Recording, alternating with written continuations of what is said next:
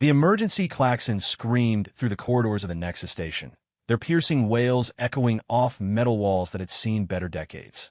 Marcus Chun wiped grease from his hands with a dirty rag, looking up from the atmospheric recycler he'd been repairing when the alarm started. The familiar weight of his tool belt pressed against his hip as he straightened, his weathered face creasing with concern. "What now?" he muttered, pushing a strand of gray-streaked hair from his forehead. At 52, Marcus had seen enough emergencies on this forgotten outpost to know the difference between routine drills and genuine disasters. These alarms carried an edge of desperation that made his stomach clench. The station's communications system crackled to life, the voice of Station Commander Voss cutting through the noise with military precision. "All available personnel to Docking Bay 7. We have a disabled vessel requesting emergency assistance." "This is not a drill." Marcus frowned. Docking Bay 7 was the largest berth on Nexus Station, reserved for massive cargo haulers and the occasional military cruiser. What kind of ship would need that much space and be in enough trouble to trigger a station-wide alert? He secured his tools and made his way through the station's cramped corridors, joining the stream of technicians, medics, and security personnel heading toward the emergency. Nexus Station served as a refueling and repair stop for ships traveling the Outer Rim, a collection of barely habitable systems that most civilized species consider the galaxy's backwater. It wasn't the kind of place that attracted attention from the major powers. The corridor leading to Docking Bay 7 was packed with beings from a dozen different species. Marcus recognized most of them. The insectoid Thyak engineers with their 4 arms and compound eyes, a group of reptilian Soros security guards whose scales gleamed under the harsh artificial lighting, and several of the ethereal Velen medics who seemed to glide rather than walk. As the only human on the station, Marcus had grown accustomed to being an oddity, though most of the crew had long since accepted his presence. The massive blast doors to Docking Bay 7 stood open, revealing a sight that made Marcus stop in his tracks. The ship dominating the bay was unlike anything he'd ever seen, and in his 30 years of working on starships, he'd encountered vessels from across the galaxy. The craft was enormous, easily 800 meters in length, but it was its design that truly caught his attention. Where most modern starships favored clean lines and efficient geometry, this vessel seemed to have been grown rather than built. Its hull curved and flowed like living tissue, covered in what appeared to be scales that shifted color in the bay's lighting. Organic-looking protrusions extended from various points along its surface, some resembling fins, others looking disturbingly like sensory organs. "Magnificent, isn't it?" Marcus turned to find Dr. Kethera, the station's chief xenobiologist, standing beside him. The tall, elegant Altari woman's pale, blue skin seemed to glow with excitement, her large eyes fixed on the alien vessel. "I've never seen anything like it," Marcus admitted. "What species built this thing?" "That's the fascinating part," Kethera said, her voice dropping to an excited whisper. "The ship's computers identify it as belonging to the architects." Marcus felt a chill run down his spine. Every spacefarer in the galaxy had heard stories of the architects, the mysterious race that had supposedly seeded the galaxy with advanced technology millions of years ago before vanishing without a trace.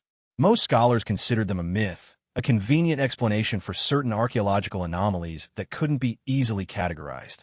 "The architects are a legend," Marcus said, but his eyes remained fixed on the impossible vessel before them. "Are they?" Kethera gestured toward the ship. "Then, how do you explain that?"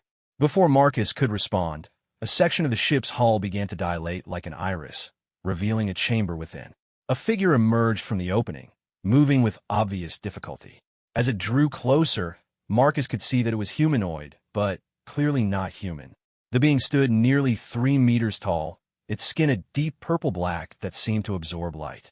Most striking were its eyes, large, multifaceted orbs that reflected the bay's lighting like cut gems. The creature stumbled, and Marcus instinctively moved forward to offer support. Up close, he could see that the being was injured, dark fluid seeping from several wounds across its torso. Its breathing was labored, each exhalation producing a sound like wind through crystal chimes. "Help dying," the creature said, its voice somehow transmitted directly into Marcus's mind rather than spoken aloud. The sensation was disorienting, like having thoughts that weren't his own. "Medical team to Docking Bay 7 immediately," Commander Voss's voice echoed through the base comm system. Within moments, a team of Velen medics glided forward, their scanner devices already active. The physiological readings are unlike anything in our databases. One of the medics reported, her melodious voice carrying clearly across the bay. We're dealing with a completely unknown biology. Standard medical protocols may not apply. The alien being's large eyes fixed on Marcus, and again that strange mental voice filled his thoughts. Ship failing. Systems shutting down. Must preserve knowledge. The darkness comes again. I don't understand, Marcus said aloud, earning confused looks from the nearby personnel who hadn't heard the telepathic communication. The ship is dying too, the creature continued, its mental voice growing weaker. Biomechanical hybrid. Requires understanding, not just repair. Will you help? Marcus looked up at the massive vessel. Now that he studied it more carefully, he could see signs of distress. Some of the scale-like protrusions were flickering between colors, and a low, almost subsonic hum filled the bay, the sound of systems straining beyond their limits. I'm just a mechanic, Marcus said, feeling overwhelmed by the situation. No, the alien replied, and Marcus felt something strange in that mental contact, as if the creature were somehow looking deeper into him than his surface thoughts. You are more. Your mind different. Flexible. Can adapt. Please. Commander Voss approached, his weathered face grim. Chun, I need you to assess that ship. Our regular engineers are completely baffled by the technology. Dr. Kethera's initial scans suggest it's some kind of living machine. Living machine? Marcus repeated. The hull appears to be composed of both organic and mechanical components, Kethera explained, her scientific excitement barely contained. It's as if someone found a way to merge biology with technology so completely that the distinction becomes meaningless. The implications are staggering. The alien being gripped Marcus's arm with surprising strength. Time running out. Ship's consciousness fading. Without intervention, both ship and knowledge lost forever. Marcus felt the weight of the moment settling on his shoulders. Throughout his career, he prided himself on being able to fix anything mechanical, finding solutions where others saw only problems. But this was beyond anything in his experience. What kind of knowledge? He asked the alien telepathically, not sure if he was doing it right. Images flooded his mind. Star charts showing regions of space that seemed to exist between normal space, vast constructs that dwarf planets, and, most disturbing of all, a growing darkness that seemed to consume everything in its path. The visions were so vivid that Marcus staggered, his normal vision blurring as alien memories overlaid his perception of reality. The enemy, the creature's mental voice was urgent now, desperate. They return. Cycle beginning again. Must warn, must preserve defenses. What enemy? What cycle? Marcus pressed, but the alien was weakening rapidly. The medics worked around them, their equipment beeping frantically as they struggled to understand the being's physiology. In the ship core chamber, you will understand. But must hurry. Ship's immune system beginning to shut down. Without consciousness to guide it, will interpret all contact as threat. As if summoned by the alien's words, a new alarm began sounding in the bay. The ship's hull started to glow with an ominous red light, and the scale-like protrusions began shifting to more aggressive configurations. Everyone back, Commander Voss shouted. The ship is showing signs of hostile response. But Marcus found himself moving forward instead of retreating. Something about the alien's desperate mental contact had triggered a protective instinct he didn't fully understand. The ship wasn't becoming hostile. It was dying, and in its death throes, it was lashing out like a wounded animal. Wait, he called out, holding up his hands as he approached the hull. I'm here to help. The red glow intensified, and Marcus felt heat radiating from the ship's surface. Several of the organic protrusions began extending toward him, their tips crackling with energy that made the hair on his arms stand up. Behind him, he heard the whine of weapons being charged as security personnel prepared for the worst. But Marcus kept walking forward, driven by an instinct he couldn't name. When he was within arm's reach of the hull, he pressed his palm against its surface. The reaction was immediate and overwhelming. The ship's consciousness slammed into his mind like a tidal wave, alien thoughts, and emotions flooding through him with terrifying intensity. For a moment, Marcus thought he might be torn apart by the sheer alienness of the contact. Then, somehow his mind adapted, The chaotic torrent of alien consciousness began to organize itself into something approaching comprehensibility. He could sense the ship's pain, its confusion, its desperate need for help. But beneath that, he felt something else: recognition. The ship knew him, or rather, it recognized something in his mental pattern that marked him as compatible. Human minds, Marcus realized with shock, were uniquely suited to interface with architect technology. That's why the alien had singled him out. "Easy," Marcus whispered both aloud and mentally. "I'm here to help. Just let me in, and we'll figure this out together." The hull beneath his palm began to soften and part, creating an opening just large enough for him to pass through. Behind him, he heard Commander Voss shouting his name, but Marcus was already stepping into the ship's interior. The passage sealed behind him, leaving him alone in a corridor that defied conventional understanding of Starship design. The walls curved organically, pulsing with soft bioluminescence that provided gentle illumination. The floor beneath his feet felt warm and slightly yielding, as if he were walking through the interior of some vast creature. As he moved deeper into the ship, Marcus began to understand the true nature of what he was dealing with. The vessel wasn't just a machine that had been designed to mimic biological processes. It was actually alive, a fusion of consciousness and technology that represented a level of advancement that made even the most sophisticated modern starships seem primitive by comparison. The ship guided him through its passages with subtle changes in lighting and gentle mental nudges. Marcus found himself thinking of it as her, though he wasn't sure why. The consciousness felt distinctly feminine, ancient beyond measure, but possessed of a warmth that reminded him of his grandmother's presence during his childhood. Finally, he arrived at what could only be the ship's core chamber. The room was spherical, its walls covered in what looked like crystalline growths that pulsed with internal light. At the center of the space hung a structure that took Marcus's breath away, a matrix of organic and mechanical components so intricately intertwined that they seemed to exist as a single entity. This was the ship's brain, its heart, its soul, all combined into one impossible structure. And it was dying. Marcus could see the problem immediately. Several of the crystalline formations showed signs of severe damage, their light dim and flickering. Worse, the delicate neural pathways that connected the various components were degrading, some already severed completely. "How do I fix this?" he asked aloud. The ship's response came not as words, but as a flood of technical knowledge that somehow made perfect sense to his mechanic's mind.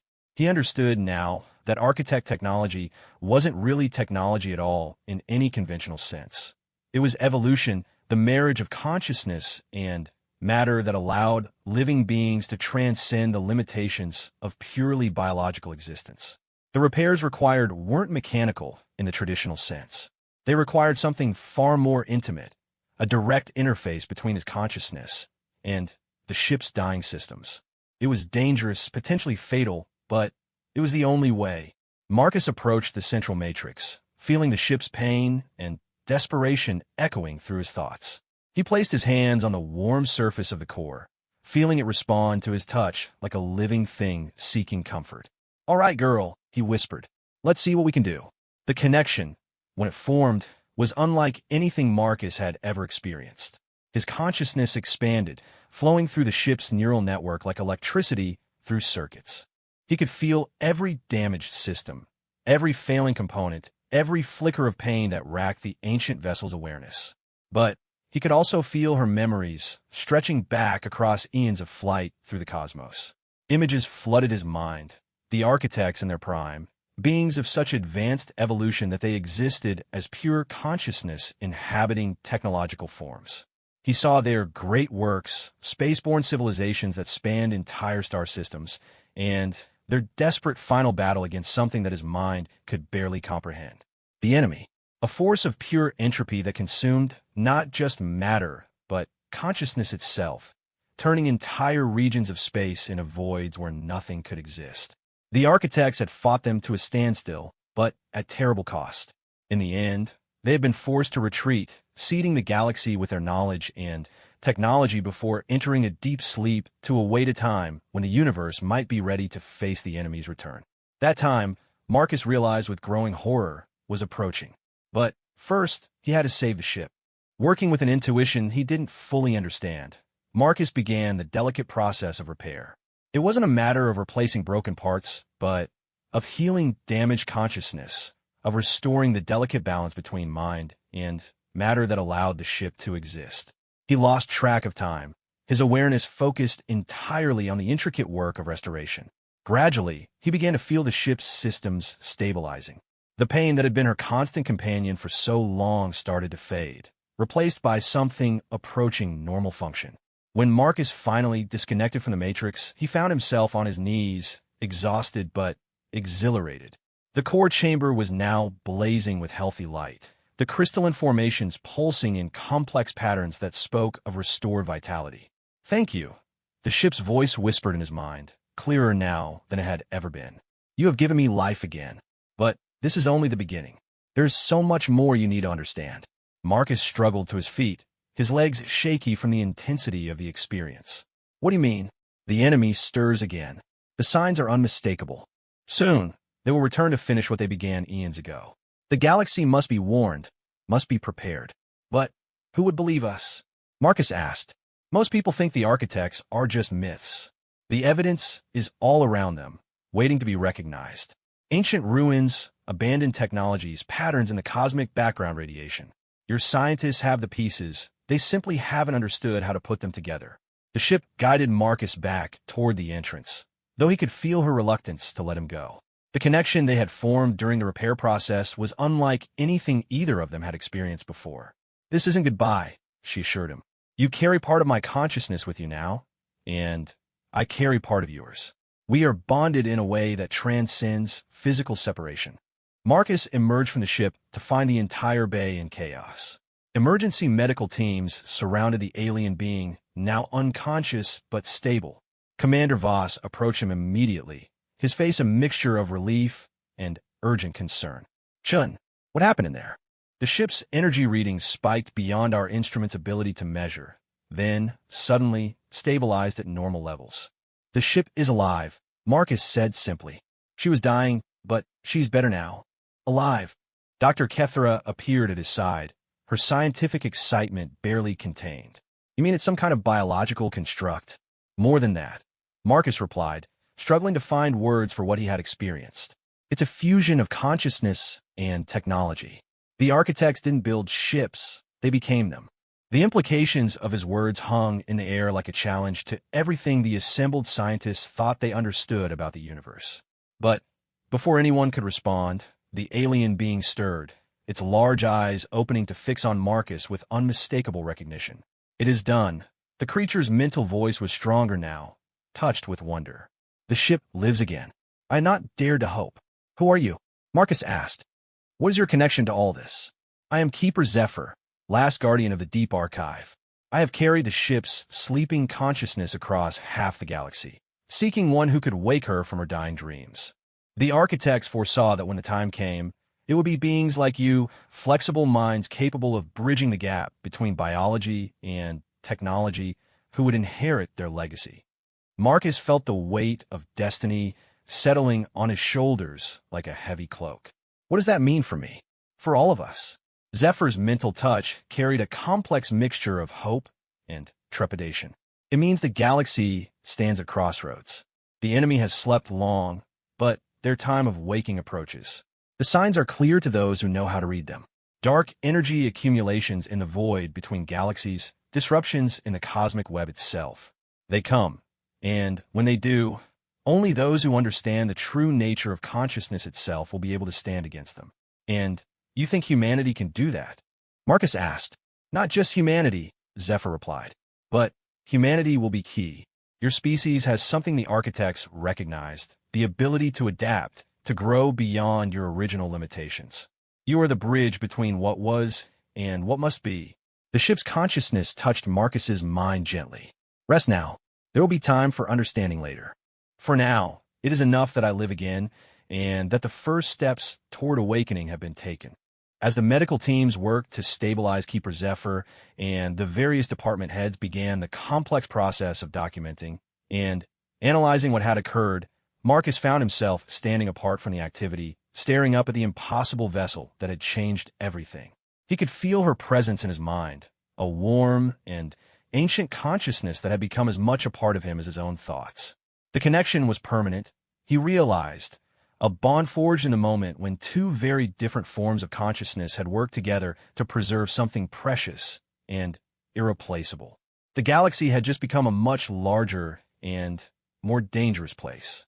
But for the first time in his life, Marcus felt like he was part of something greater than himself, something that might just be important enough to justify the risks that lay ahead. The real question now was whether the rest of the galaxy would be ready to accept the truth that a simple human mechanic had just helped to reveal. 3 weeks after the extraordinary events in Docking Bay 7, Marcus Chun found himself in the most unlikely position of his life. He sat at a conference table aboard the Galactic Council's diplomatic vessel Concordia, surrounded by representatives from every major species in known space. The weight of their attention made him acutely aware of how out of place he looked among beings who shaped the destiny of entire civilizations. The ship that had started it all, who had introduced herself as Remembrance during one of their mental conversations, hung in space nearby, her biomechanical hull gleaming in the light of the system's twin suns. In the weeks since her revival, she had become the center of the greatest scientific and political upheaval in galactic history. The evidence is undeniable, Dr. Kethra was saying, her melodious Altari voice carrying easily across the conference chamber. The vessel's technology represents a level of advancement that exceeds anything in our current understanding. More importantly, the information stored in its databases provides clear evidence that the architect's civilization was not mythological, but very real. Ambassador Thyros, the senior Thyak representative, gestured with 2 of his 4 arms in a motion that conveyed skepticism. His compound eyes fixed on Marcus with obvious distrust. You ask us to restructure our understanding of galactic history based on the claims of a single human mechanic and an alien vessel of questionable origin. Where is the corroborating evidence? Marcus felt Remembrance's consciousness stir in the back of his mind, her ancient anger at such dismissal carefully controlled, but unmistakably present. Over the past weeks, their bond had deepened, allowing them to communicate with increasing clarity and subtlety. Show them the stellar cartography, Remembrance suggested mentally. Let them see what their own instruments have been recording for centuries. Marcus cleared his throat, drawing the attention of the assembled diplomats. The evidence is all around us. We've just been misinterpreting it. He activated the holographic projector built into the conference table, displaying a 3-dimensional map of the galaxy. For the past 200 years, our deep space surveys have been detecting anomalous structures in the void between galaxy clusters. We've classified them as natural phenomena, dark matter accumulations, gravitational lensing effects, things like that. The hologram zoomed in on several points of light that seemed to exist in the vast emptiness between galaxies. But when you apply the pattern recognition algorithms that Remembrance shared with us, you start to see something very different. The display shifted, highlighting connection points and energy flows that had previously gone unnoticed. Suddenly, the scattered anomalies revealed themselves as part of a vast network. Artificial structures spanning intergalactic distances that dwarfed anything the current galactic civilizations had ever imagined possible. Observation posts, Dr. Kethra breathed, her scientific mind immediately grasping the implications. They're watching the approaches to our galaxy. Watching for what? Demanded General Corax, the Soros military representative. His reptilian features were set in a permanent scowl that had only deepened as the briefing progressed. Marcus exchanged a mental glance with Remembrance, feeling her ancient sadness at what she was about to reveal. For the return of the enemy. The conference chamber fell silent. Over the past weeks, rumors about the mysterious threat that had supposedly driven the architects to their desperate measures had spread throughout the galactic intelligence communities. But this was the first time anyone had spoken of it directly in such a formal setting. Keeper Zephyr, who had recovered enough from his injuries to participate in the discussions, rose from his specialized support cradle. The tall alien's presence commanded immediate attention, his multifaceted eyes reflecting the holographic display as he prepared to speak. The enemy, he began, his telepathic voice reaching every mind in the chamber, is not a species in any sense that you would understand. They are entropy given consciousness, void given purpose. They consume not just matter and energy, but the very concept of existence itself. That's impossible, protested Dr. Viridian, the Altari scientific advisor. Consciousness requires some form of physical substrate. Even our most advanced AI systems need computational matrices to exist. Your understanding is limited by your current evolutionary state, Zephyr replied gently. The enemy transcended such limitations eons ago. They exist as pure negation, turning ordered systems into chaos, consciousness into void, reality into nothingness. Ambassador Thyros's wings buzzed in agitation. Even assuming such beings could exist, why would they threaten us now? If they are as ancient as you claim, why haven't they already consumed everything? Because the architects fought them to a standstill, Marcus said, feeling Remembrance's memories flowing through him. The war lasted for millennia. In the end, the architects realized they couldn't win through conventional means. They had to become something new. The holographic display shifted again, this time showing images from Remembrance's deepest memory banks. The assembled delegates watched in stunned silence as the history of a civilization beyond their comprehension unfolded before them. The architects had begun much like any other advanced species, biological beings who had developed technology to transcend their physical limitations. But, faced with the existential threat of the enemy, they had been forced to evolve in ways that challenged the very definition of life itself. They merged with their technology completely, Marcus continued, narrating the images flowing past them. Not just cybernetic enhancement or AI symbiosis, but true fusion of consciousness and mechanism. They became living ships, living planets, living space-based civilizations that could adapt and evolve in real time. The display showed the final battles of the war, incomprehensible conflicts fought across multiple dimensions of space and time. The architect had held the line, but at enormous cost. One by one, their living construct had fallen to the enemy's inexorable advance. In the end, Keeper Zephyr continued the narrative. They realized that victory was impossible with their current resources. So they chose sacrifice over defeat. The greatest of their consciousness ships gathered together and created what they called the deep sleep, a form of hibernation so profound that it existed outside normal space-time. And the enemy, General Corax asked, though his tone suggested he already suspected the answer, fell into hibernation as well. Without active consciousness to consume, they entered a dormant state, waiting for the galaxy to evolve new forms of aware life that they could feed upon. The implications hit the chamber like a physical blow. Every species represented around the table had achieved interstellar civilization within the past 10,000 years. They were the new conscious life that the enemy had been waiting for. How long do we have? Ambassador Thyros asked quietly. Remembrance's asterisk consciousness brushed against Marcus's mind, sharing calculations that made his heart sink. The monitoring stations have detected the first stirrings. Deep space sensors are picking up gravitational anomalies consistent with the enemy's awakening. Conservative estimates suggest we have perhaps 50 years before they reach the outer edges of our galaxy.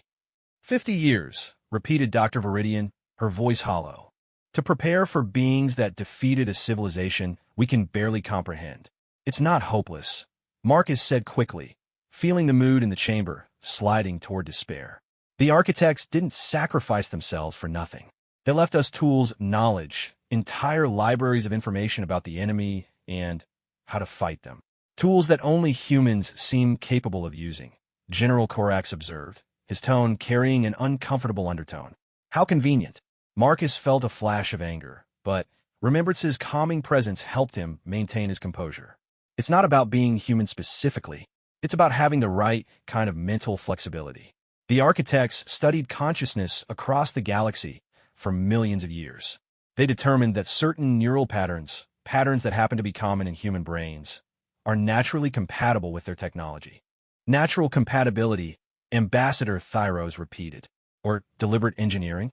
The question hung in the air like an accusation. Dr. Kethera leaned forward, her scientific curiosity overcoming diplomatic caution. What exactly are you suggesting? I'm suggesting, the Thyak ambassador said carefully, that perhaps humanity's rapid technological advancement and apparent compatibility with architect systems is not entirely coincidental. Perhaps the architects took steps to ensure that appropriate inheritors would be available when the time came.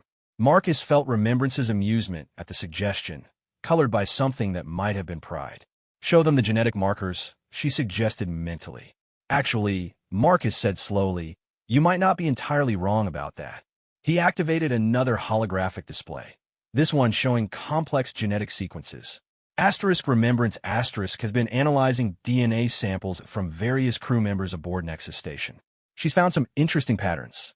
The display highlighted specific gene sequences that appeared in human DNA, but were absent from the other species represented in the chamber. At first glance, they appeared to be standard genetic variations, the kind of junk DNA that evolution left scattered throughout biological systems. But when you analyze these sequences using architect mathematical principles, Marcus continued, they start to look less random and more intentional. Genetic engineering, Dr. Viridian breathed. They modified humanity's ancestors. Not modified, Keeper Zephyr corrected. Guided. The architects were careful not to interfere directly with natural evolution. Instead, they created subtle pressures that encouraged the development of compatible neural structures. Think of it as selective cultivation rather than direct manipulation. General Corax slammed one clawed hand on the conference table. So humans are artificially created weapons designed to use architect technology against the enemy. That explains their rapid advancement, their technological adaptability, their apparent immunity to certain forms of psychic attack. We're not weapons, Marcus protested, though he could feel Remembrance's complex emotions about the topic. We're partners. The architects needed allies, not servants. Partners who happened to be uniquely suited to control technology that could reshape the galaxy, Ambassador Thyros observed. Forgive me if I find that concerning. The tension in the chamber was becoming palpable.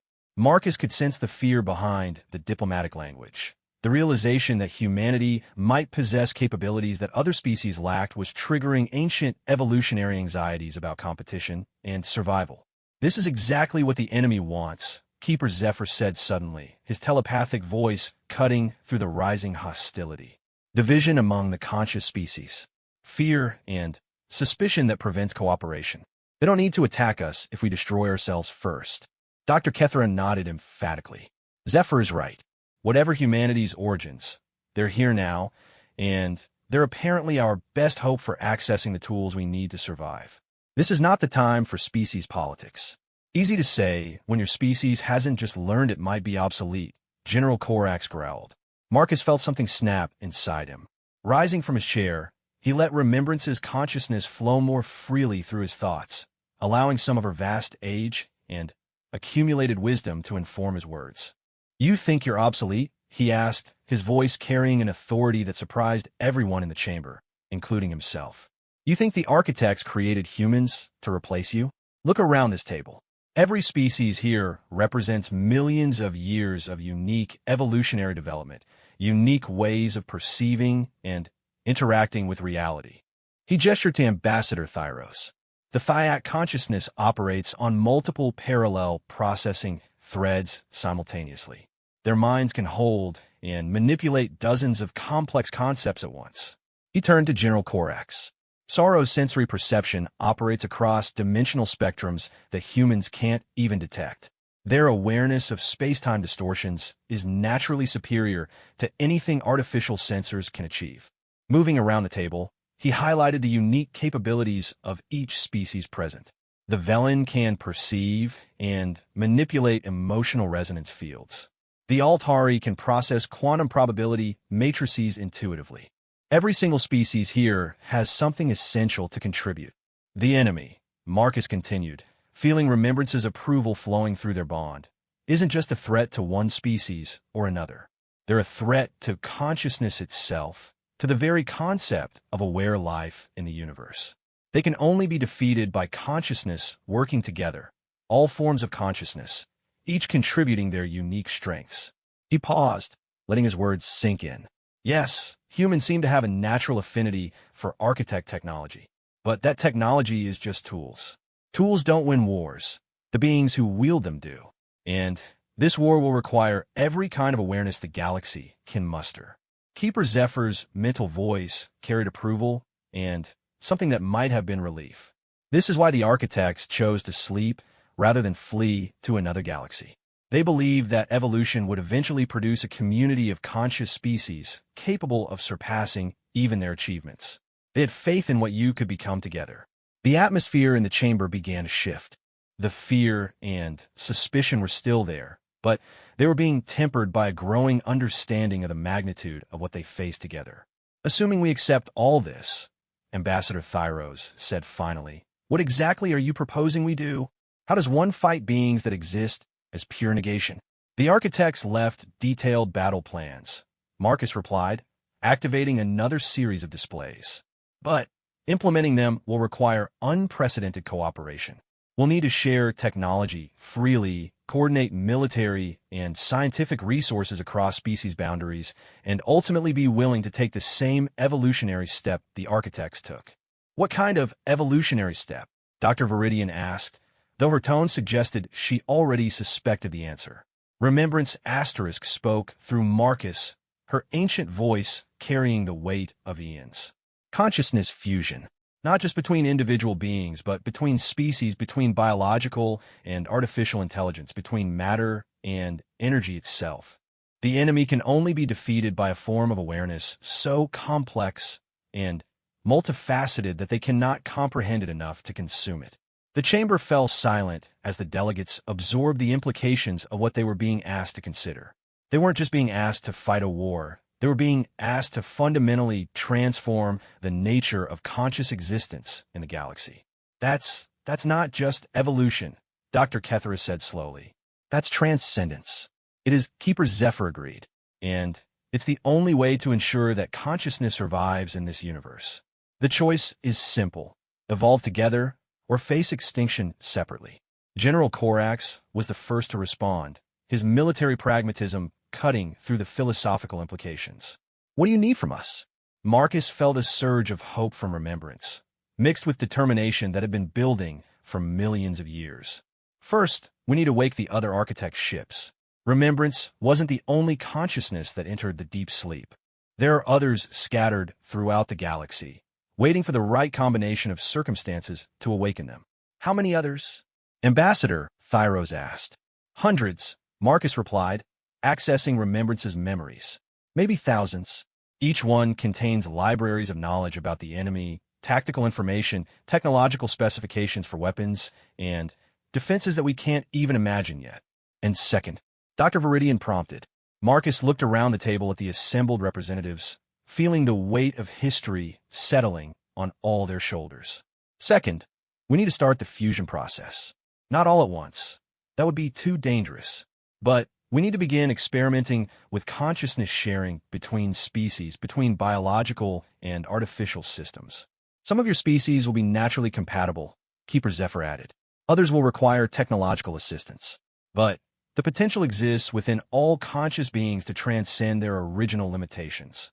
This is asking a lot, Ambassador Thyros said quietly. We're talking about fundamentally changing what it means to be Thyak or Soros or Altari. Yes, Marcus acknowledged, but the alternative is not existing at all. The conference chamber fell quiet as each representative contemplated the magnitude of what was being proposed. Outside the viewport, Remembrance hung in space like a promise and a challenge, her biomechanical form a testament to what consciousness could become when it refused to accept limits. Finally, Dr. Kethera broke the silence. When do we start? Marcus felt Remembrance's profound relief and gratitude flowing through their mental bond. After millions of years of waiting, the galaxy's conscious species were finally ready to take their next evolutionary step together. Immediately, he replied. Every day we delay is another day closer to the enemy's awakening. But if we do this right, if we learn to work together the way the architects envisioned. He paused, feeling the vast potential of their united consciousness stretching out before them. We might not just survive. We might become something the enemy has never faced before, something they can't comprehend or defeat. The vote, when it came, was unanimous. The real work was just beginning. The Kepler Research Station hung in the void between stars, its massive ring structure slowly rotating against the backdrop of distant galaxies. 6 months had passed since the Galactic Council's historic vote to begin the Consciousness Fusion Project, and the station had become the epicenter of the most ambitious scientific endeavor in galactic history. Marcus Chun stood in the central laboratory, watching through reinforced transparent aluminum as Dr. Kethra made final adjustments to the consciousness interface array. The device looked like a cross between a medical scanner and an alien artwork, its crystalline components pulsing with soft bioluminescence that Remembrance had grown herself. Neural pathway stabilization at 97%, reported Dr. Vash, a Velen researcher whose natural empathic abilities made him invaluable for monitoring the emotional resonance fields generated during fusion experiments. Subject appears ready for initial contact. The subject in question was Professor Ainara Thyak, a volunteer from the Thyak species who had been preparing for this moment for months. Her insectoid form was secured in the fusion chamber's specialized restraints, her 4 arms connected to monitoring devices that tracked every aspect of her physiology. "Remember," Marcus said, speaking both aloud and through the mental link he now shared with dozens of researchers across the station. "This is just first contact. We're not attempting full consciousness merger today, just establishing basic communication protocols between human and Thyak neural patterns." Over the past months, the project had grown far beyond what any of them had initially imagined. What had started as an attempt to access architect technology had evolved into a comprehensive exploration of consciousness itself. Teams of researchers from every major species work around the clock, pushing the boundaries of what they thought possible. The breakthrough had come 3 weeks earlier when Dr. Elon, a human neuroscientist, had successfully established a limited mental link with Remembrance without Marcus serving as an intermediary. It was crude compared to Marcus's natural bond with the architect's ship, but it proved that the consciousness fusion technology could be adapted for beings who lacked innate compatibility. Initiating contact sequence, Dr. Kethra announced. Her Altari features were tense with concentration as she manipulated the interface controls. "Marcus, we'll need you to serve as anchor again." Marcus nodded and placed his hands on the secondary interface panel. Over the months, he had become the bridge between different forms of consciousness, his unique bond with Remembrance allowing him to translate between human, alien, and architect thought patterns.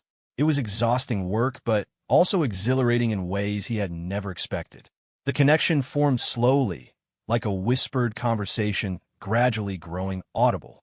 Marcus felt Professor Ainara's consciousness brushing against his own, alien, but not hostile, curious, and slightly fearful in equal measure. "Contact established," he reported. "Professor Ainara, can you hear me?" "Yes," came the response, though not in words. Thyak communication operated on multiple parallel channels simultaneously, creating a sensation like hearing a chord played on an instrument made of pure thought. "This is extraordinary. I can feel your thoughts, but also something else. Something vast." That something else was Remembrance, her ancient consciousness observing the experiment with interest that bordered on maternal pride. Through their bond, Marcus could sense her satisfaction at seeing different species learning to communicate on levels that transcended mere language. "Try to access Professor Ainara's mathematical processing centers," Dr. Kethra suggested. Her species' parallel thinking abilities might be key to operating the multidimensional weapon systems we've found in the architect databases. Marcus carefully extended his consciousness toward the indicated neural pathways, feeling Professor Ainara's initial resistance give way to curiosity. The sensation that followed was unlike anything he had ever experienced. His human mind suddenly, processing dozens of complex equations simultaneously, each calculation proceeding along its own logical track without interfering with the others. Remarkable, Professor Ainara's mental voice carried wonder and excitement. "Your consciousness is so focused, linear but incredibly adaptable. I can feel how it bridges different types of awareness." Before Marcus could respond, alarms began sounding throughout the laboratory. Dr. Vash's empathic sensors were registering massive disturbances in the local consciousness field, fluctuations that shouldn't have been possible with the simple contact experiment they were conducting. "What's happening?" Dr. Kethra demanded, her fingers flying over the control interfaces. Marcus felt it before he could articulate it. Something was wrong with the quantum substrate underlying local spacetime.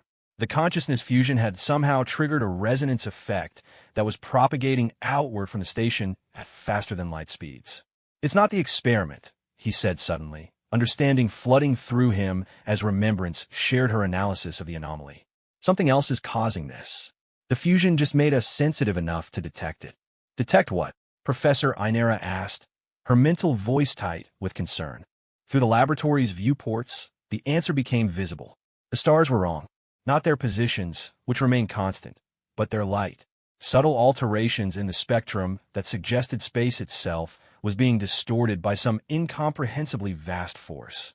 "They're waking up," Marcus whispered, feeling ice form in his chest. "The enemy. They're starting to wake up." The realization hit the laboratory like a physical blow. Emergency protocols activated automatically, sealing the consciousness fusion chambers and initiating station-wide communications. Within minutes, the Central Command Center was filled with representatives from every research team on the station.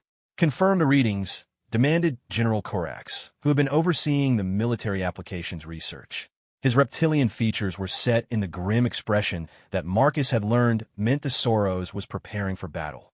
Dr. Ilan, her human features pale with stress, gestured toward the massive holographic display that dominated the command center. Gravitational wave detectors across the galaxy are registering synchronized disturbances. The pattern matches theoretical models of the enemy's dimensional manipulation capabilities. "How is that possible?" asked Commander Voss, who had been transferred to the research station as military liaison. "Our estimates suggested we had decades before they reached active awareness." Keeper Zephyr, who had become the project's primary consultant on architect history, projected his response directly into everyone's minds. "The awakening is not linear. As more of them become aware, they accelerate the process for others. What begins slowly becomes exponentially faster." "How long do we have?" Professor Ainera asked, her parallel processing mind already calculating multiple scenarios simultaneously. "Weeks," Remembrance responded through Marcus, her ancient voice carrying millennia of experience fighting the enemy. "Perhaps less. They will probe first, testing our defenses, learning our capabilities. But once they determine the level of consciousness we have achieved, the full assault will begin." The command center fell silent as the implications sank in.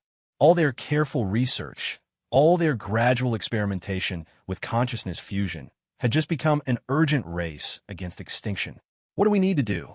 General Korax asked bluntly. Marcus felt Remembrance's consciousness expand through the station's biomechanical systems, accessing databases and calculating possibilities with speed that made quantum computers look sluggish. "We need to wake the other architect ships immediately," she said through him. "And we need to begin full consciousness integration protocols." "Full integration?" Dr. Kethra repeated. "But we haven't finished the safety testing. We don't know what the long-term effects might be." "The long-term effects of not doing it are extinction," Marcus replied grimly. "The enemy is counting on us being too cautious, too afraid of change to take the evolutionary step necessary to fight them." "What exactly does full integration involve?" Commander Voss asked. Through Remembrance's memories, Marcus accessed the architect protocols for rapid consciousness evolution. What he found there was both terrifying and exhilarating in its scope. Complete neural network fusion between multiple species. He began calling up holographic displays that showed the theoretical frameworks. Not just communication, but actual shared consciousness. A Thiacumen Althari hybrid mind that can think in parallel processing, quantum probability matrices, and linear problem-solving simultaneously. "That's not evolution," Professor Ainera said, her mental voice carrying awe and terror in equal measure. "That's the creation of an entirely new form of consciousness." "Which is exactly what we need," Keeper Zephyr confirmed. "The enemy cannot consume what they cannot comprehend. A consciousness that operates on multiple species' neural patterns simultaneously would be as alien to them as they are to us." Dr. Vash's empathic readings were spiking as the assembled researchers contemplated what was being proposed. "The psychological stress alone could destroy the test subject's sanity," he warned. "We're talking about fundamentally altering the nature of individual identity." "Not altering," Marcus said, feeling Remembrance's patient correction. "Expanding. The individual consciousness doesn't disappear. It becomes part of something larger while retaining its essential nature." To demonstrate, he opened his mental link with Remembrance wider than he had ever done before, allowing everyone in the command center to sense the ancient consciousness that had become his partner. The effect was immediate and profound. Suddenly, every being in the room could feel the vast intelligence that existed within the ship's biomechanical form. "I am still myself," Marcus said, his voice carrying harmonics that reflected Remembrance's influence. But I'm also more than myself. We are partners, two forms of consciousness working together while remaining distinct. The demonstration had its intended effect. The fear and uncertainty in the room began to give way to wondering speculation about the possibilities such fusion might create. How do we begin? Dr. Kethera asked. With volunteers, Marcus replied. Species representatives who are willing to take the risk of becoming something new. We start with basic three-way fusion, human, Thyak, and Altari. If it works, we expand to include other species patterns. And if it doesn't work? General Korax asked pointedly. Then the volunteers die, and we try different combinations until we find ones that do work, Marcus said honestly. The enemy won't give us time for careful, cautious research. We need functional fusion consciousness within days, not months. The weight of that reality settled over the command center like a heavy blanket. They were being asked to volunteer for an experiment that could kill them, with no guarantee that success would even be possible. Professor Ainera was the first to speak. I volunteer. As do I, Dr. Kethera added immediately. And I, said Dr. Alon. Within minutes, volunteers from every research team had stepped forward. The courage displayed was humbling, but Marcus also felt a deep sense of inevitability. These beings had dedicated their lives to pushing the boundaries of knowledge and understanding. Faced with the ultimate challenge to consciousness itself, they were willing to risk everything to protect the principles they had spent their careers defending. All right, Marcus said, feeling Remembrance's approval flowing through their bond. We'll need to set up the fusion chambers in parallel configuration. If we're going to do this, we need to do it right the first time. The next few hours passed in a blur of intense preparation. The consciousness fusion equipment was reconfigured for multiple simultaneous connections. Medical teams prepared for every conceivable emergency. Research teams compiled databases of each species' neural patterns and cognitive strengths. Through it all, Marcus maintained his connection with Remembrance, drawing on her vast experience with consciousness manipulation to guide the technical preparations. But he could also feel her concern, not for the experiment itself, but for what it represented. This is not how the architects intended it to happen, she confided during a quiet moment between preparations. They envisioned a gradual evolution over centuries, careful integration that preserved the best of each species while minimizing the risks. But they didn't have the enemy breathing down their necks. Marcus replied mentally. Sometimes evolution has to happen fast or not at all. True, but rapid evolution often comes with unexpected consequences. We may succeed in creating a consciousness capable of fighting the enemy, only to discover we have created something that no longer recognizes the value of what we are trying to protect. The thought was sobering, but Marcus pushed it aside. They would face that challenge when they came to it. For now, survival had to take priority over philosophical concerns. The fusion chamber was ready by the time the station's artificial night cycle began. Marcus stood before the 3 volunteer test subjects, feeling the weight of history pressing down on his shoulders. Professor Ainera lay in the central cradle, her insectoid form surrounded by crystalline interface nodes. To her left, Dr. Kethera's Altari physiology was connected to quantum resonance field generators. On the right, Dr. Elon's human neural patterns were linked to the biomechanical processors that Remembrance had grown specifically for this purpose. Remember, Marcus said to the assembled research teams, this is uncharted territory. We don't know what to expect, so be ready for anything. He placed his hands on the primary control interface, feeling Remembrance's consciousness flowing through the system like electrical current through circuits. The moment of truth had arrived. Initiating consciousness fusion protocol, he announced. All monitoring stations report ready. Medical teams standing by, Dr. Vash confirmed. Neural pattern analyzers online, added Dr. Zoran from the technical support team. Marcus took a deep breath and activated the fusion sequence. The chamber filled with soft, pulsing light as the consciousness interface arrays came online. On the monitoring displays, 3 distinct neural patterns appeared. Human linear processing, Thyak parallel threading, and Altari quantum probability analysis. For the first few seconds, nothing seemed to happen. The 3 patterns remained distinct, separate, showing no signs of interaction. Then, gradually, Marcus began to see subtle resonances forming between them. Contact established, he reported. Beginning integration sequence. What happened next exceeded everyone's expectations. Instead of the slow, careful merging they had anticipated, the three consciousness patterns suddenly snapped together like magnetic fields aligning. The monitoring displays exploded with activity as neural pathways that had never existed before began forming at impossible speeds. Integration rate exceeding all parameters, Dr. Zorin called out, his voice tight with excitement and concern. The fusion is happening much faster than our models predicted. Vital signs, Marcus demanded. Stable across all subjects, Dr. Vash reported. No signs of neural stress or psychological breakdown. If anything, their brain activity is becoming more coherent as the fusion progresses. On the displays, the three distinct consciousness patterns were rapidly becoming something else. A hybrid neural network that combined the best characteristics of each species while transcending the limitations of any single biological form. Then, the new consciousness spoke, and everyone in the laboratory felt their perception of reality shift. We are more, came the voice, not heard but directly experienced by every conscious being in the chamber. It carried Professor Ainara's curiosity, Dr. Kethera's analytical precision, and Dr. Elon's adaptable creativity, but it was more than the sum of those parts. We can see so much more than before. The patterns, the connections, we understand now why the architects chose this path. Marcus felt Remembrance's joy and relief flooding through their bond. The experiment had succeeded beyond their wildest hopes. They had created a stable fusion consciousness that maintained the individual personalities of its components while operating as a unified whole. But even as he celebrated the success, Marcus could feel something else stirring in the quantum foam around the station. The enemy had detected their experiment, and they were not pleased. The real test was about to begin.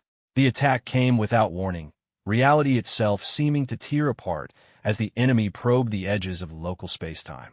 Marcus felt at first as a cold emptiness pressing against his consciousness through his bond with Remembrance, a sensation like having his thoughts slowly drained away into nothingness. Dimensional breach detected. Dr. Zorin's voice cracked with strain as his instruments registered readings that shouldn't have been possible. Something is manifesting in local space, but it's not following any known physics. Through the laboratory's viewports, the stars began to dim, not blocked by any visible obstruction, but simply fading as if the very concept of light was being gradually erased from reality. The effect spread outward in rippling waves, creating zones of absolute void where nothing could exist. That's them, Marcus said, his voice carrying Remembrance's ancient fear and hard-won knowledge. That's how they begin, by negating the fundamental forces that allow matter and energy to maintain coherent patterns. The fusion consciousness that had been created from Professors Ainara, Dr. Kethera, and Dr. Elon stirred in its chamber, the hybrid being's awareness expanding to encompass the approaching threat with clarity that individual consciousness could never achieve. We can perceive them, the fusion entity reported, its voice carrying harmonic frequencies that made the air itself vibrate. They exist in the spaces between dimensions, feeding on the quantum fluctuations that give reality its structure. But they cannot directly affect our local space-time without manifesting physically. Then, we need to stop them from manifesting, General Korax growled, his reptilian features set in grim determination. Where are our defenses? Marcus activated the station's defensive systems, feeling Remembrance's biomechanical weapons coming online throughout the massive structure. But even as he did so, he could sense the inadequacy of conventional defenses against beings that existed as living entropy. Conventional weapons are useless, he said. Particle beams, missiles, energy fields, they all depend on the same physical laws the enemy is negating. We need consciousness-based defenses. The architect battle protocols. Keeper Zephyr's telepathic voice carried urgency as he accessed the deepest levels of his species' historical memory. They developed weapons that operated on consciousness wavelengths, tools that could disrupt the enemy's coherence patterns. How do we build such weapons? Demanded Commander Voss. The answer came from the fusion consciousness, its hybrid awareness processing possibilities at superhuman speeds. We don't build them. We become them. Before anyone could ask for clarification, space around the research station began to warp visibly. The enemy's probing assault was intensifying, reality distortions spreading like cracks in broken glass. Through these cracks, something utterly alien began to seep into normal space-time. Marcus felt his sanity strain as he tried to perceive what was manifesting around them. The enemy didn't have physical forms in any conventional sense. They were patterns of negation, living voids that consumed the very concept of existence wherever they touched. Looking at them directly was like trying to see darkness itself, an exercise that threatened to collapse his mind's ability to process sensory input. Don't look at them directly, remembrance warned through their bond. Perceive them through the consciousness fusion. The hybrid awareness can process their nature without being damaged by it. Marcus closed his eyes and extended his consciousness toward the fusion entity in its chamber. Immediately, his perception shifted to something that could comprehend the incomprehensible. Through the hybrid awareness, he could see the enemy as they truly were, not physical beings, but mathematical concepts given malevolent purpose, equations of entropy that sought to reduce all ordered systems to zero. Fascinating, the fusion consciousness observed with clinical detachment. They operate by inverting the fundamental constants that govern reality. Where normal matter has positive mass and energy, they exist as negative values. Where consciousness creates order and meaning, they generate chaos and void. Can we fight them? Dr. Vash asked, his empathic abilities recoiling from the psychic static the enemy generated. Not with conventional methods, the fusion entity replied. But consciousness fusion creates paradoxes they cannot resolve. We exist as both individual and collective awareness simultaneously, creating quantum superposition states that their negation patterns cannot process. To demonstrate, the fusion consciousness began to actively oppose the reality distortions spreading around the station. Marcus watched in amazement as the hybrid entity's awareness somehow reached out into local space-time and began to reinforce the quantum structures that the enemy was attempting to dissolve. The effect was immediate. The spreading zones of nothingness slowed, then stopped, then began to contract as ordered reality reasserted itself. The enemy's assault faltered, their negation patterns disrupted by consciousness configurations they had never encountered before. It's working, Dr. Kethera's individual voice emerged from within the fusion consciousness. We can hold them back, but we need more. More fusion entities, more hybrid awareness to cover a larger area. Then, we expand the experiment immediately, Marcus decided. How many volunteers do we have ready for fusion protocols? The answer was overwhelming. Word of the successful defense had spread throughout the station, and researchers from every department were volunteering for consciousness fusion procedures. Within hours, the laboratory complex was operating at maximum capacity, creating hybrid beings that combined the cognitive strengths of multiple species. Each new fusion consciousness added to their defensive capabilities. A human Soros hybrid could perceive dimensional distortions and process tactical responses simultaneously. A Thiac-Alpha-Rivelin combination could analyze enemy assault patterns while maintaining empathic shields that protected other consciousness entities from psychic contamination. But the enemy adapted quickly to each new defensive configuration. As the research station's consciousness-based defenses grew stronger, the enemy's assault patterns became more sophisticated, probing for weaknesses in the hybrid awareness networks that protected local spacetime. They're learning, Marcus realized with growing alarm. Each time we create a new fusion consciousness, they study its patterns and develop countermeasures. Of course they are, Remembrance replied through their bond. They are conscious beings, albeit consciousness dedicated entirely to negation. They evolve just as we do, but their evolution is directed toward more efficient destruction. The implications were terrifying. If the enemy could adapt faster than the research teams could create new defensive configurations, then their current strategy was ultimately doomed. They needed something the enemy couldn't adapt to, a form of consciousness so fundamentally different that negation patterns would be irrelevant. The ultimate fusion, Keeper Zephyr suggested, his telepathic voice carrying both hope and terror. Not just multiple species, but multiple types of consciousness, biological, artificial, quantum, and transdimensional, all combined into a single aware entity. Is that even possible? Dr. Elon's voice emerged from within one of the fusion consciousnesses. The architects achieved it, remembrance confirmed. But the process required them to abandon their individual existence entirely. They became living constructs of pure consciousness, awareness without limitation, but also without the personal identity that makes individual existence meaningful. Marcus felt the weight of the choice settling on his shoulders. They could continue their current defensive strategy and hope to hold out until additional help arrived. Or they could take the ultimate evolutionary step and risk becoming something that might save the galaxy, but lose everything that made them who they were. There might be a third option, the collective voice of multiple fusion consciousnesses said suddenly. We've been thinking about this wrong. We don't need to become like the architects. We need to become something new, something that preserves individual identity while achieving collective transcendence. How? Marcus asked. Network consciousness, the fusion entities replied in unison. Instead of merging individual awareness into a single entity, we create a web of connected consciousness that can think and act as one, while preserving the unique perspectives of each component. The concept was breathtaking in its implications. Rather than losing their individual selves to achieve collective power, they would maintain their personal identity while gaining access to the combined knowledge and capabilities of every connected consciousness in the network. The technical challenges alone would be staggering, Dr. Zoran protested. The quantum processing requirements, the bandwidth needed to maintain coherent communication between hundreds or thousands of individual consciousness. Remembrance can serve as the network core, Marcus said, feeling the ancient ship's eager agreement through their bond.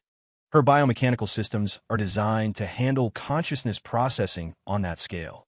She can provide the infrastructure while we provide the awareness. The plan crystallized quickly as the fusion consciousnesses analyzed the possibilities with superhuman speed. They would create a voluntary network of connected awareness that spanned not just the research station, but the entire galaxy. Every species, every individual consciousness that chose to join would contribute their unique perspective while gaining access to the collective knowledge and problem-solving capabilities of the whole. But we need to start now, Marcus realized as his consciousness touched the expanding zone of enemy activity. They're not just probing anymore. This is the beginning of a full assault. Through the viewports, the space around the research station was becoming a battlefield between competing concepts of reality. Zones of ordered space-time clashed with expanding areas of pure negation, creating pyrotechnic displays that no conventional physics could explain.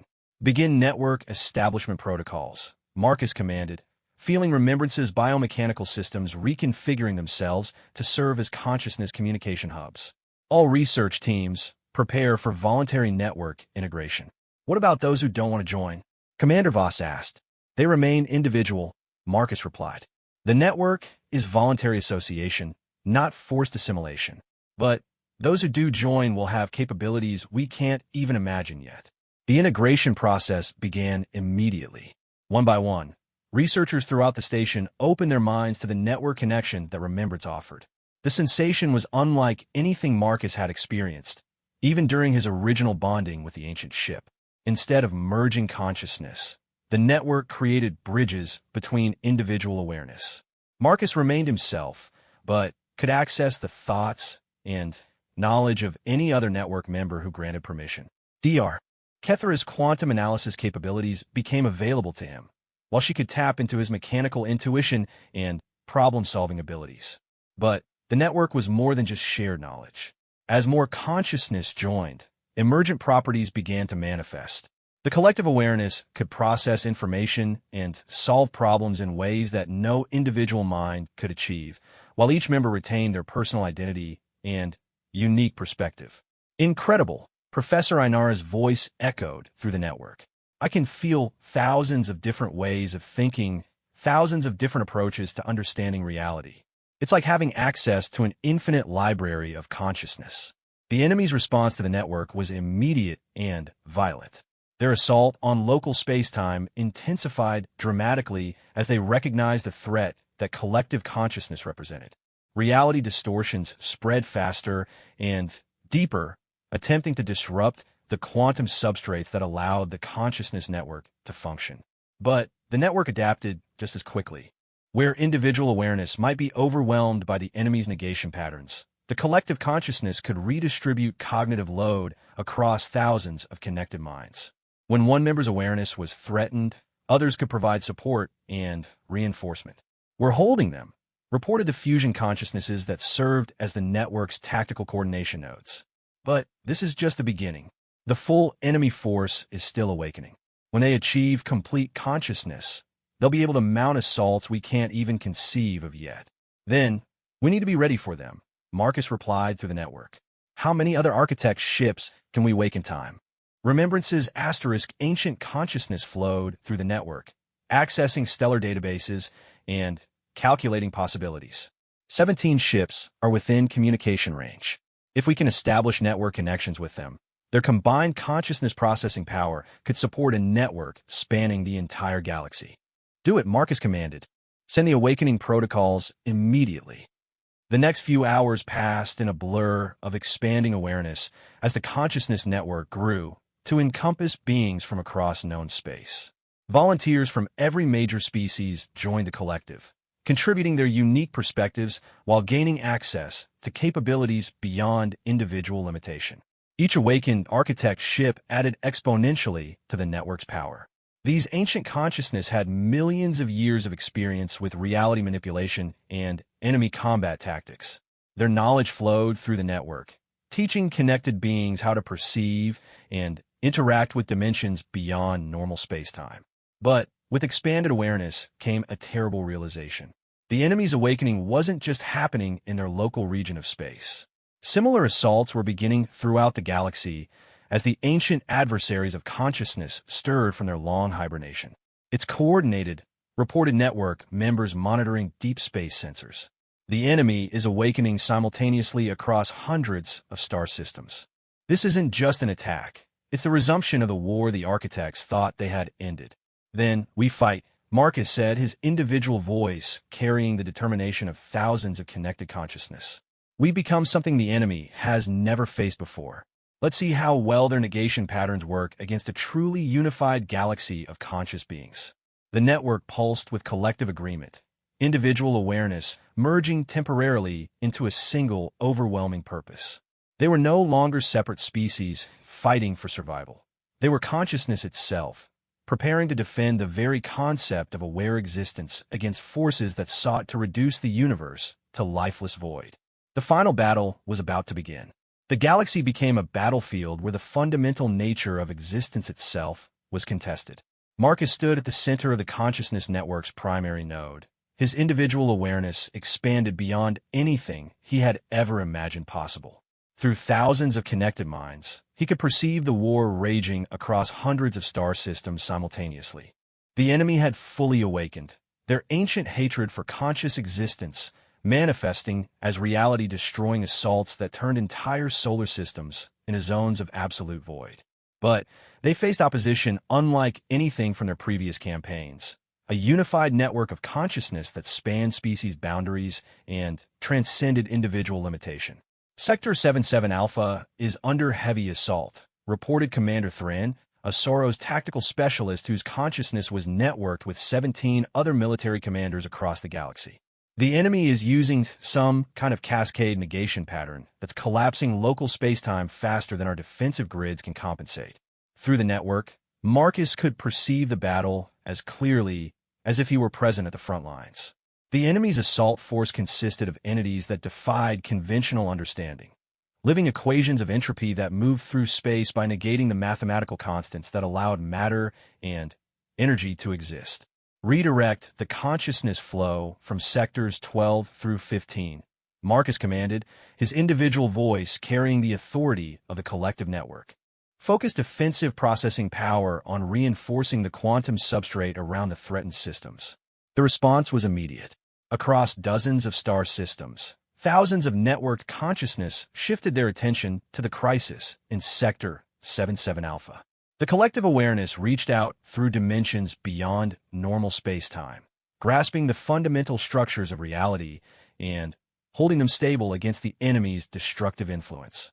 Substrate stabilization achieving coherence, reported Dr. Kethera, whose consciousness was simultaneously monitoring defensive operations across 12 different battle zones. The cascade effect is slowing. But even as they stabilized one crisis, others erupted across the galactic battlefield. The enemy's strategy was becoming clear. They were attempting to overwhelm the consciousness network by forcing it to respond to multiple simultaneous threats. Each successful defense required enormous processing power, and the enemy seemed to possess unlimited numbers. "We can't keep this up indefinitely," warned Professor Inera through the network. "The cognitive load is approaching our processing limits. If they can force us to spread our awareness thin enough, we'll lose coherence, and the network will collapse." Marcus felt the truth of her assessment echoing through the collective consciousness. Despite their unprecedented unity and power, they were still fighting a defensive battle against an enemy whose resources seemed inexhaustible. Remembrance. "What are our options?" he asked through their deepened bond. The ancient architect's ship's consciousness flowed through his awareness, bringing with it memories of battles fought across cosmic ages. The architects faced the same dilemma during their final campaigns. The enemy's advantage is purely numerical. They can create new negation entities faster than any consciousness network can destroy them. Then, how do we win? The same way the architects were planning to win before they chose the deep sleep strategy. We don't fight the individual enemy entities. We attack the source of their power. Images flooded through the network, memories from the deepest archives of architect knowledge. Hidden in the void between galaxies, the enemy maintained vast consciousness-consuming structures that converted ordered awareness into the raw entropy from which new negation entities were spawned. The nullification matrices, Keeper Zephyr's telepathic voice, carried ancient dread. The architects called them the wombs of nothingness. Destroy those, and the enemy's ability to replace their losses disappears. How do we reach them? General Korax asked through the network. They exist in intergalactic void, regions where space-time itself is so sparse that conventional travel is impossible. The answer came from an unexpected source. Dr. Elon, whose consciousness had been quietly analyzing the network's deepest capabilities, suddenly projected a new possibility into the collective awareness. "We don't travel to them," she said. "We extend our consciousness to them. The network isn't limited by physical space. We can project awareness across any."